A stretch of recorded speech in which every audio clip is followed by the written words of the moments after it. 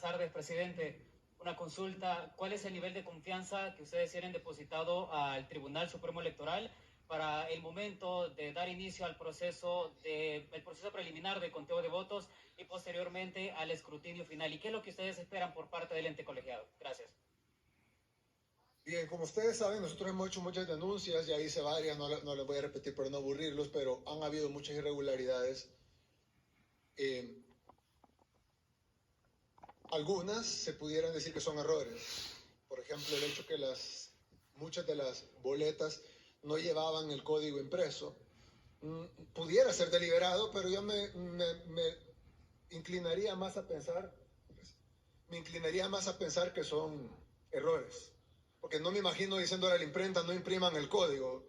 Creo que son errores. Pero, por ejemplo, no haberle dado las credenciales, no decías, ojo, esto no es solo una denuncia. El mismo tribunal publicó en su página web, pasada las 4 de la mañana, un comunicado diciéndole a la JRB a nivel nacional de que instalen la mesa sin las credenciales de Nuevas Ideas porque no las habían dado.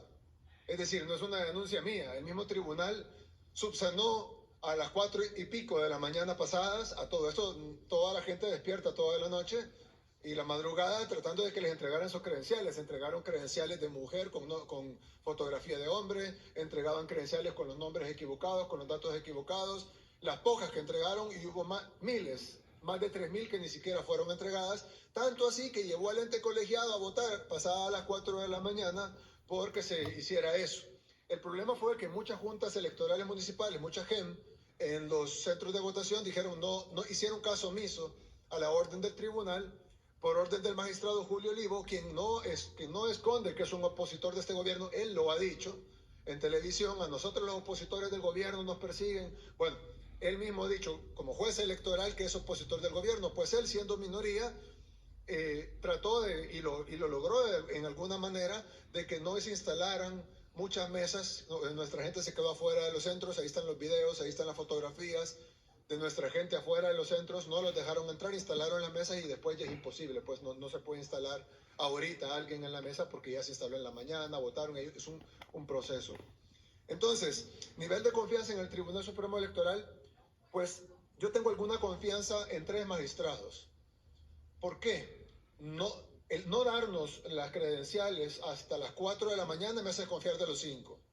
Pero el que 3 hayan tomado la decisión a las 4 pasadas, después del filo de la hora, cuando ya estaban formándose la gente entrando en los centros de votación para conformar JRBs, y que nos dieran eso tardísimo y luego boicoteado por el otro magistrado. Pero si quisieran bloquearnos al 100%, capaz no nos hubieran dado ni eso. Entonces, yo tengo fe de que estos 3 magistrados, que no son Julio Olivo y Wellman, que son los... No sé cómo alguien puede confiar en esas 2 personas. A mí me extraña cuando escucho organismos internacionales, por ejemplo, ONG, decir, no, si los magistrados... Ellos de verdad saben quién es Wellman, saben quién es Julio Olivo. Julio Olivo firmó la cancelación de mi candidatura para presidente en la elección pasada. Es decir, ¿cómo se puede? Él ha dicho públicamente que es un opositor al gobierno. Eso no lo puede decir un juez electoral, ese es un árbitro.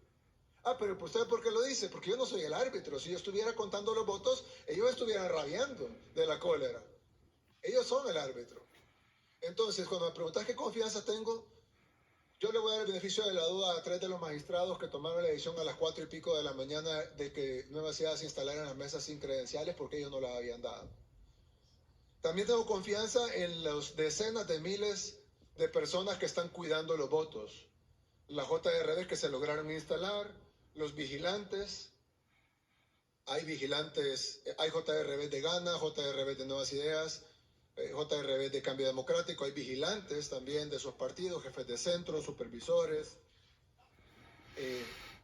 La misma votación, la misma realidad que se impone. Es decir, cuando se abren esas cajas, ahorita podemos hablar lo que hablemos y todo el mundo va a hablar un montón de cosas, pero la verdad se va a ver cuando se abren esas cajas a las 6 de la tarde, digamos, porque a las 5 se cierra, más la cola, más que voten todos, digamos a las 6 de la tarde, ahí se va a ver la realidad. Muchos de ustedes van a estar grabando esos conteos, que si bien no son las 8.500 mesas, pero pues empieza a dar, como pasó en la presidencial, ¿no? Que grababan una y iban a la otra y lo mismo, iban a la otra.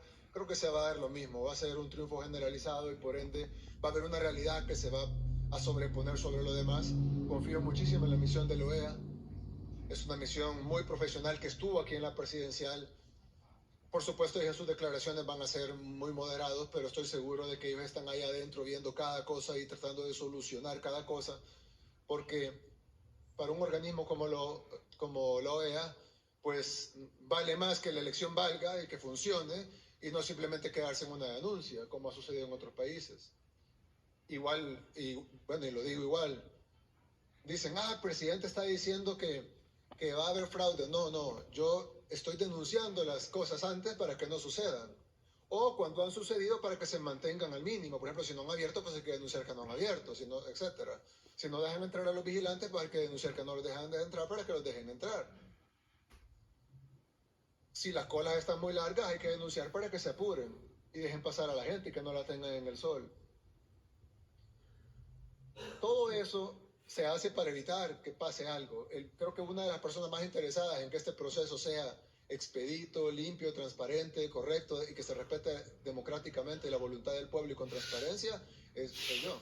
Porque obviamente, y ustedes lo saben, no vamos a decir números, pero de 200 encuestas que se realizaron, las 200 encuestas decían lo mismo. Entonces, pues obviamente lo que queremos es que se cuenten los votos como debe de ser. Yo he hablado con algunos observadores, he hablado con algunos amigos de la comunidad internacional y me han expresado nuestro mayor interés que se cuenten todos los votos y que la gente pueda votar y que se cuenten los votos de la gente. Continuamos con Merlin del CID de Cadena CNN. Presidente, buenas tardes.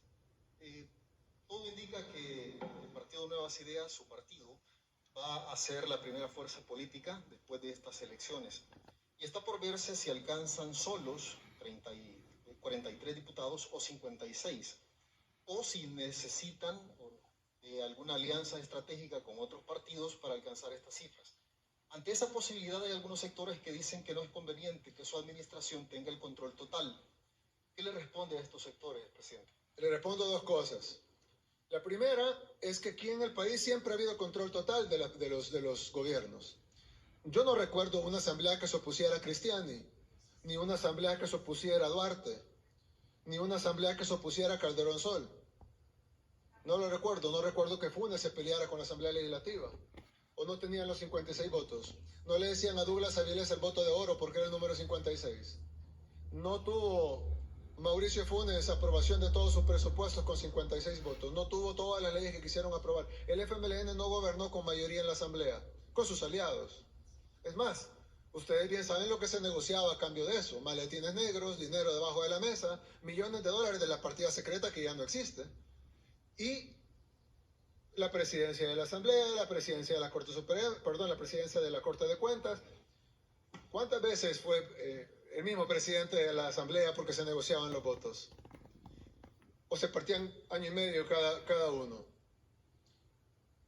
Siempre ha habido control de la Asamblea. El único gobierno que ha tenido una Asamblea en contra hemos sido nosotros en este tiempo.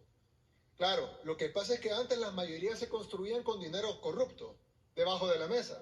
Y ahora se quiere construir una mayoría con democracia. Y eso es lo que asusta a la gente. Pues no al pueblo, ¿verdad? Sino a la gente que tú mencionas. Porque, ¿cómo es que no se asustaban cuando las mayorías se compraban con dinero sucio? Cuando las mayorías se compraban con maletines negros. Ahí no había problema que llegaran a 56. Yo recuerdo que estaban cuando el FMLN se partía medio FMLN y votaba con arena. ¿Y qué pasaba ahí? ¿Será porque de repente se decidieron que ya no eran de izquierda, sino que eran de derecha? No, obviamente había un trato y se pasaban para allá. Y eso pasó desde Villalobos. En el 97, con el creado Partido Demócrata, que no sacó un diputado en la próxima elección. Y así fue sucediendo sucesivamente. Las mayorías siempre se construyeron. Siempre. Tony Saca no tenía mayoría. No eligió fiscal, no eligió magistrados de la Corte. ¿Acaso no se eligieron los cuatro magníficos, como le llamaban algunos sectores de los que tú te mencionas? ¿Acaso no se eligieron en casa presidencial?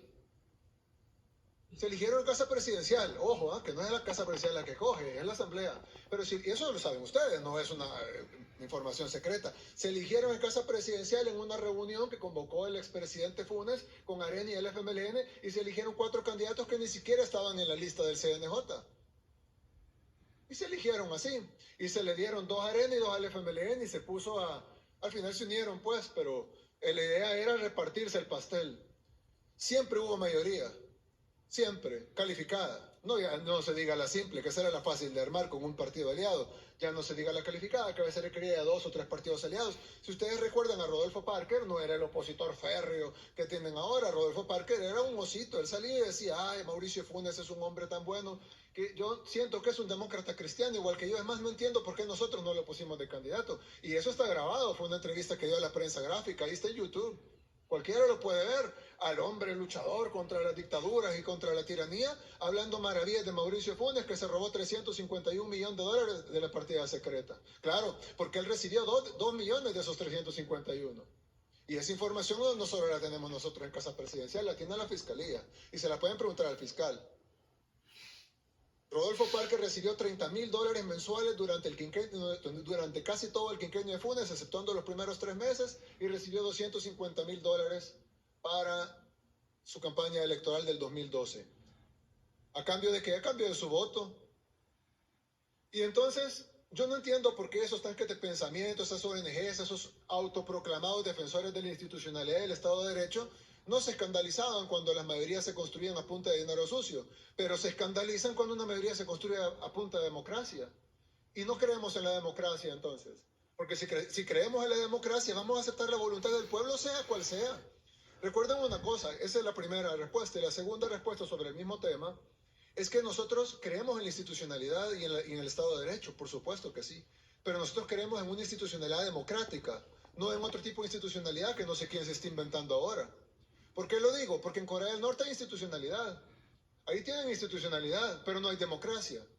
Aquí en El Salvador hay democracia. Y la institucionalidad democrática, valga la redundancia, tiene a su base la democracia. Es decir, nosotros, el pueblo, cada quien con su voto, mi voto vale lo mismo que el de una señora ama de casa, vale lo mismo de una mujer arquitecta, vale lo mismo de un hombre que vende verduras en la calle, vale lo mismo que cualquiera de ustedes, vale lo mismo que el del vicepresidente. Todos tenemos un voto, todos vamos y elegimos. Y decidimos delegar nuestro poder ciudadano a 84 diputados que se distribuyen de una manera como dice nuestro sistema. Y de ahí se elige fiscal, magistrados y todas las otras cosas. Y se aprueban leyes, y se aprueban presupuestos, y se aprueban financiamientos. ¿Y eso qué tendría de malo? Si es lo que el pueblo salvadoreño ha dicho. ¿Cuál sería la alternativa? La alternativa sería no escuchar lo que el pueblo salvadoreño dijo, no respetar la voluntad del pueblo salvadoreño y construir una aritmética distinta a lo que el pueblo dice, sino que a lo que dicen las élites, a lo que dicen unas ONGs o a lo que dicen unos tanques de pensamiento. Fusadas y la NEP van a decidir la aritmética legislativa, no la va a decidir el pueblo. A mí ese argumento, yo no sé cómo él lo hacen tanto, es increíble, yo lo escucho en entrevistas, debates, mesas, foros, en los periódicos, tú venís y me lo preguntás, ¿cómo puede caber esa pregunta?